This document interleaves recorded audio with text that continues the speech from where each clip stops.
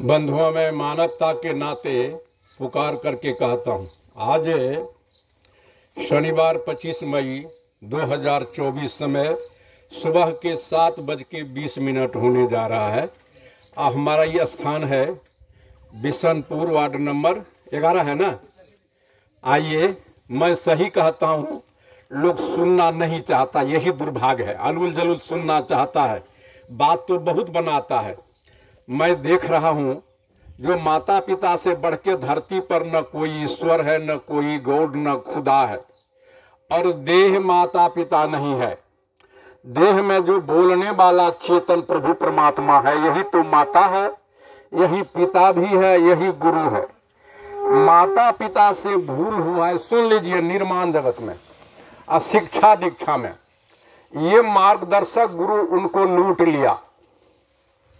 कह दिया पिता से माता सगुना, माता से सगुना ईश्वर, ईश्वर से सगुना गुरुदेव।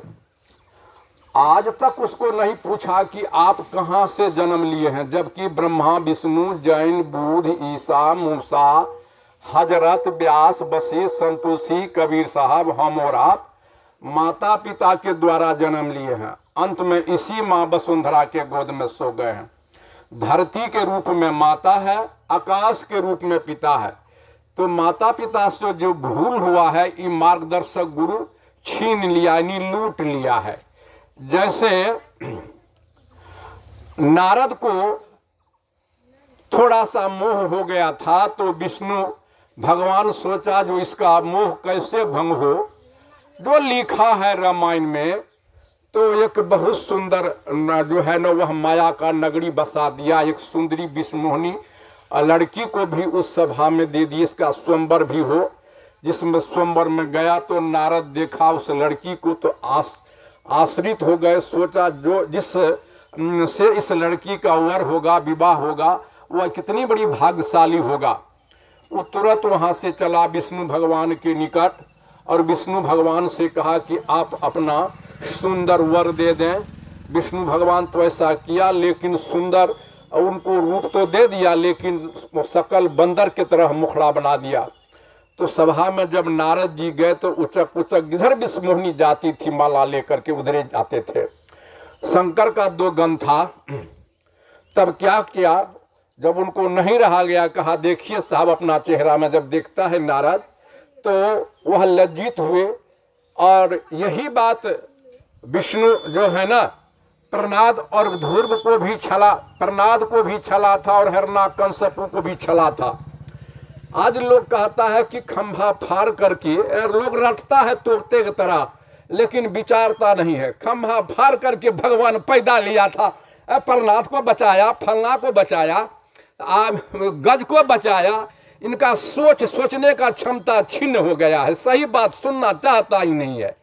तो अगर आज राम जन्मभूमि बाबरी मस्जिद में सबको बचाने के लिए आया था, तो कितनी माँ के गोद सोनी हो गई है, कितनी बहना की सिंदूर धुलाई गई है, कितने बच्चे अनाथ हो गए हैं। एक संतान के लिए हम आप फूल का सेज बिछा देते हैं। वह जगत रचिता कहाँ छुपा हुआ। ये के स्वर में कहता, दुनिया वालों मैं तुझे विध्वंस कर दूंगा, या मंदिर मस्जिद के जगह पर तीसरा स्वरूप बना देता, या जनमानस का मानसिक सोच बदल देता। तो संसार में ये जुल्म होता। इस जुल्म का कारण यही धर्म गुरु पंडित मौलवी मुल्ला है, जबकि शरीर सबका प्रत्यक्ष नहीं देखते हैं। माँ के ही अंग में निर्माण होता है। और सबों को निर्माण करने वाला एक ही सर्वेश्वर खुदा गॉड ईश्वर सांस, सब पर्यावाचिक शब्द है। और सबका शरीर निर्माण माया के न गर्म होता। मैं कहता हूं तो हमसे आइए प्रश्न कीजिए, माँ के अंग में निर्माण होता है, निर्माण करने वाला वही सर्वेश्वर ईश्वर सांस ही है। क्या चीज से शरीर का निर्माण करता? हम जो खाते हैं चावल गेहूं अरहर चना की दाल, तरह तरह की साग सब्जी। तो चावल का अर्क है हिंदू मुसलमान सिख ईसाई, इसी से न लाल रस बीज बनता है। गेहूं मक्का का रोटी खाते हैं कहीं हिंदू मुसलमान सिख ईसाई, अरहर चना की दाल, तरह तरह की कद्दू बैगन टमाटर की सब्जी खाते हैं, दूध खाते हैं, इत्यादि फल फूल भी खाते हैं। कहीं नहीं ठहरता हिंदू मुसलमान सिख ईसाई इसका अर्क। अनुसंधान कीजिए, बाल है हिंदू मुसलमान सिख ईसाई, आंख कान नाक हाथ पैर लिंग गुदा मार्ग कहीं ठहर जाए, तो हम मान लेंगे। तो हिंदू है तो नकली है, मुसलमान नकली है, सिख ईसाई यादव मंडल नकली है, असली हम इंसान है। त्वचा चमड़ा भी हिंदू मुसलमान सिख ईसाई यहूदी पारसी नहीं छाड़ता। आइए, सबों को कुदरत ने माँ की गर्भ में निर्माण किया है। एक ही निर्माण करने वाला एक ही कुदरत है और एक ही चाक पर निर्माण किया नर और नारी के रूप में। वहाँ कैसा वह कलाकार था, धनुओ सुतिहार मंदिर निर्मायो, टेर घोंच घन कोरा लगायो, जिस पर विज्ञान अणु परमाणु इलेक्ट्रॉन प्रोटॉन अल्फा बीटा कहाँ नहीं पहुंच गया, परंतु चेतन पर विजय नहीं पाया। माँ के गर्भ से ज्यों निकलते हैं, कोई सीखा टिक रखता है, कोई सुन्नत खतना करता है, कोई कृपान लगाता है, कोई क्रॉस पहनता है। तो ये किसका देन है? यही धर्म गुरु ने ऐसा किया है। जनमानस का मानसिक सोच बिगड़ा हुआ कि सुधरा हुआ है, जो हम सीखा टिक सुन्नत खतना करके उस कुदरत को दिखाते हैं, लज्जित करते हैं, डिमोरलाइज करते हैं, उनका विरोध करते हैं।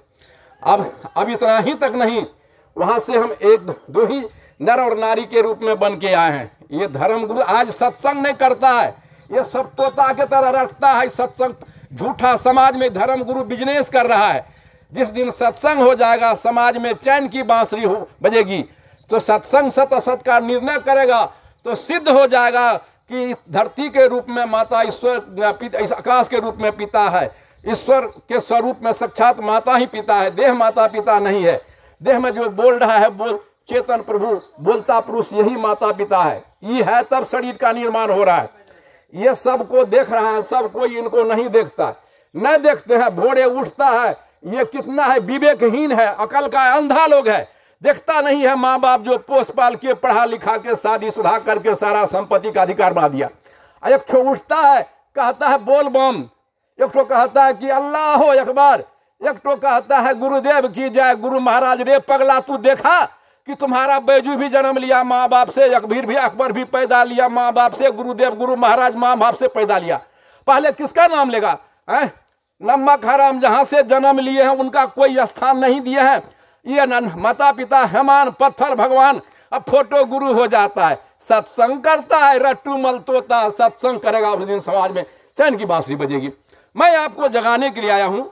मैं जनहित संदेश वाहक हूँ, व्यक्ति समाज देश हित के लिए शांति खजाना लाया हूँ।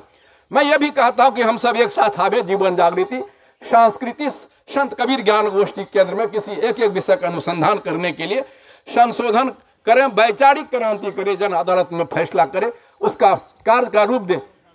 अगर जो नहीं ठहरता उनको हम लोग ताक पर फेंक दें। इन्हीं शब्दों के साथ में यह भी कहता हूं कि आप अतिथि सेवा भी कर सकते हैं। आपके यहाँ कोई आते हैं या चाहे कोई भी संवाद वाहक आते हैं, कोई अतिथि आते हैं, आप उनका सेवा भी करते हैं। वो करना आपका मर्जी है, नहीं करना आपका मर्जी है। जब तक आप ऐसा नहीं करेंगे, माता पिता का प्राथमिकता नहीं देंगे, तब तक कल्याण कभी नहीं होगा। जमीन मरेगा, सारे वन पर सूख जाएंगे, आसमान सूखेगा, सारे सृष्टि मंडल भस्म हो जाएगा। माता पिता से बढ़ के धरती पर न कोई दूसरा ईश्वर है, न कोई गुरु है, न कोई देवता है। तो मैं चुनौती करता हूँ धरती के पंडित विद्वान आचार्य ऋषि महर्षि को, आ जाए तो बतावे, मैं उनका चरणों का धूली बनूंगा। इन्हीं शब्दों के साथ में अपनी वाणी विराम देता हूँ।